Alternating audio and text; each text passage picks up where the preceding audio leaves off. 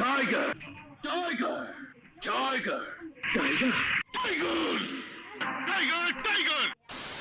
বন্ধুরা, আজকে আমরা দেখতে চলেছি অ্যাকশন কিং হিরো জসিম অভিনীত, জিল্লুর রহমান পরিচালিত টাইগার ছবি। টাইগার ছবিটি মুক্তি পেয়েছিল 1997 সালে। এই ছবির কাহিনী লিখেছেন নায়ক জসিমই। তাহলে চলুন বন্ধুরা আমরা দেখে নেই অ্যাকশন কিং হিরো জসিম কিভাবে টাইগার হলেন। আচ্ছা বলো। ছবির শুরুতেই এই ট্রাক গাড়িটি পুলিশের বাস ভেঙে চলে যায়। এতে পুলিশের ভীষণ রাগ হয়, তাই আরেক পুলিশ ওই ট্রাকের চাকাতে গুলি করে।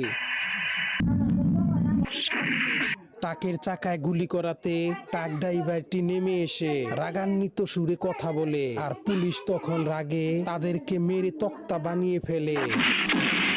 ওই লোকটার মধ্যে যে শক্তি আর সাহস দেখলাম, আমার তো ইচ্ছা হয় তাকে স্যালুট করি। এরপর একটা ঘুষি দিয়ে জেলখানায় নিয়ে